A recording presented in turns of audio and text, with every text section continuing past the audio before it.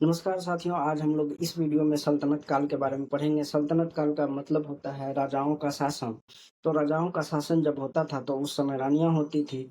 इसको हम लोग आज ट्रिक से याद करेंगे कि सल्तनत काल में कौन-कौन से वंश आए और कब-कब इनका शासनकाल रहा। तो सल्तनत काल में चूँकि राजा होते थे तो उनकी रानियाँ होती थी। अब रानी जो है क्या कहती है सुनिएगा, रानी कहती है कि गुल खिले हैं तोड़ कर शयन कक्ष में लाओ मैं पूजा करूँगी। तो रानी जो है अपने नौकर से कहती है कि फूल खिले हैं मतलब फूल खिले हैं तोड़ कर जो है शयन कक्ष में लाओ, मैं पूजा करूँगी। तो गुल खिले हैं मतलब गुल से गुलाम वंश 1206 से 1290 तक, खिले हैं मतलब खिलजी वंश 1290 से 1320 ईस्वी तक, तोड़कर तोड़कर मतलब तुगलक वंश 1320 से 1414 ईस्वी तक, शयन कक्ष मतलब सैयद वंश 1414 से 1451 ईस्वी तक, लादो मतलब लोदी वंश 1451 ईस्वी से 1526 ईस्वी तक। आइए हम लोग गुलाम वंश के बारे में देखते हैं। गुलाम वंश की स्थापना 1206 ईस्वी में जो है कुतुबुद्दीन ऐबक ने किया था। कुतुबुद्दीन ऐबक मोहम्मद गौरी का गुलाम था। उस समय मोहम्मद गौरी जो तुर्क शासक था, उन्होंने कुतुबुद्दीन को बचपन में ही खरीद लिया था। तो इन्होंने अपना राज्याभिषेक जो है 24 जून 1206 ईस्वी को किया और अपनी राजधानी लाहौर में बनाई। कुतुब मीनार की नींव जो है कुतुब मीनार की नींव कुतुबुद्दीन ऐबक ने डाला और केवल एक ही मंजिल बनवा पाया क्योंकि 1210 ईस्वी में चौगान खेलते समय घोड़े से गिर करके इनकी मृत्यु हो गई और इसे लाहौर में दफना दिया गया। मीनार का जो नींव डाला था वो कुतुबुद्दीन ऐबक ने डाला था और उसके समय में एक मंजिल तक बना हुआ था। तो कुतुब मीनार केवल पहली मंजिल ही कुतुबुद्दीन ऐबक ने बनवा पाया था। अब इल्तुतमिश ने इसे 225 फीट की ऊंची 4 मंजिल का बना दिया। फिरोज शाह तुगलक के शासनकाल के समय बिजली गिरने के कारण इसकी चौथी जो मंजिल थी वो नष्ट हो गई। इस पर ऊपर से बिजली गिर गया, जगह ठेठ भाषा में क्या बोलते हैं, ठनका गिरना। तो ठनका गिरा और इसका चौथा मंजिल अब तहस नहस हो गया। तो इस अब फिरोज शाह ने क्या किया, इसमें 2 छोटी-छोटी मंजिलें बनवा दी, जिससे इसमें जो है कुल 5 मंजिल बन गई और इसकी ऊँचाई 9 फीट और उसमें ऐड होकर के 234 फीट की हो गई। प्राचीन नालंदा विश्वविद्यालय को ध्वस्त करने वाला ऐबक का ही सहायक सेनापति था बख्तियार खिलजी। बहुत ही हामी टाइप का इंसान था। ये जो है क्या किया, नालंदा विश्वविद्यालय को तहस-नहस कर दिया। बहुत ज़्यादा दान देने के कारण कुतुबुद्दीन ऐबक को लाख बख्श भी कहा जाता है। लाख बख्श का मतलब होता है लाखों का दान करने वाला। कुतुबुद्दीन ऐबक का उत्तराधिकारी आराम शाह बना, जिसने 8 महीने तक शासन किया। आराम शाह की हत्या इल्तुतमिश ने 1211 ईस्वी में कर दी और दिल्ली के गद्दी पे बैठ गया। इल्तुतमिश ने अपनी राजधानी लाहौर से स्थानांतरित करके दिल्ली ले गया। इल्तुतमिश पहला शासक था जिसने 1229 ईस्वी में बगदाद के खलीफा से सुल्तान पद की वैधानिक स्वीकृति पर जो है पर ली थी। इल्तुतमिश के बाद उसका पुत्र रुकनुद्दीन फिरोज गद्दी पर बैठा। वह एक अयोग्य शासक था जिसके कारण उसकी माँ शाह तुर्कान जो है उसके शासनकाल को संभाली। तो अयोग्य शासक था, दारू पीता था, इधर-उधर घूमता था, लौंडियाबाजी करता था, इसलिए उसकी माँ जो थी उसके शासनकाल को संभाल कर रखी थी। तो लेकिन ये शाह तुर्कान जो थी ये भी चूँकि औरत थी, इसे भी उतना पता नहीं था। ये क्या करती थी, जो तुर्की के जो अमीर थे अ, उनको मतलब कि वो इनसे परेशान हो गए, इनके शासन को देख कर के। तो उसने क्या किया, उसने जो है रुकनुद्दीन को हटा दिया। रुकनुद्दीन को हटा कर के रज़िया को जो है सिंहासन पे बैठा दिया। इस प्रकार रज़िया बेगम जो है प्रथम महिला शासिका बनी, मुस्लिम शासिका। रज़िया ने प्रथा को ही त्याग दिया। जैसे आजकल इंस्टाग्राम पे, फेसबुक पे नचनियाँ सब नाचती है, उस तरह का इसको आज़ादी क्या मिल गया कि ये जो है मतलब कि महिलाओं के सारे गुण ही भूल गई और क्या करने लगी कि चोगा पहन ली और कुल्हा टोपी पहन ली, वो पहन कर के दरबार में आने लगी और खुले मुँह आने लगी।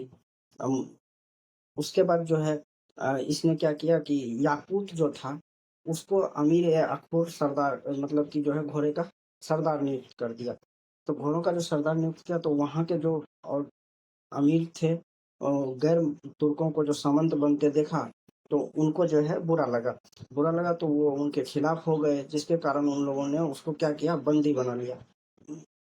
रजिया को बंदी बना लिया और मोइनुद्दीन बहराम शाह को दिल्ली की गद्दी पर बिठा दिया। रजिया की शादी अल्तुनिया से हो गई। अल्तुनिया जो था भटिंडा का गवर्नर था, उसके साथ हो गई। अब ये सोचने लगी कि चलो फिर से जो है गद्दी हासिल करते हैं, दिल्ली में फिर गद्दी पे बैठते हैं। लेकिन ये क्या हो गई, असफल रही।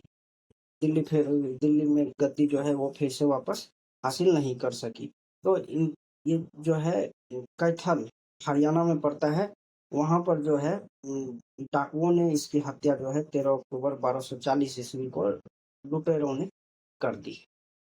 अब चूंकि रजिया के बाद बहराम शाह को गद्दी पे बैठाया गया था, तो बहराम शाह को भी बंदी बना करके जो है उसकी हत्या 1242 ईस्वी में कर दी गई और अलाउद्दीन मसूद शाह को शासक बना दिया। अब बलबन ने क्या किया, फिर षड्यंत्र रच करके जो है 1246 ईस्वी में अलाउद्दीन मसूद शाह को भी सुल्तान के पद से हटा दिया और नसरुद्दीन महमूद को जो है सुल्तान बना दिया।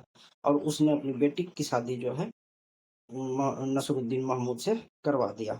दिन महमूद कौन था, ये टोपी सी करके अपना जीवन गुजारा करता था। अब तो ये शासक बन गया, राजा बन गया। अब बलबन का वास्तविक नाम जो था बहाउद्दीन था। उन्होंने तुर्क के चिलगानी का विनाश कर दिया। बलबन ने 1266 ईस्वी में गयासुद्दीन बलबन के नाम से जो है दिल्ली की गद्दी पर बैठा और सीरी नाम का जो है एक नया नगर बसाया।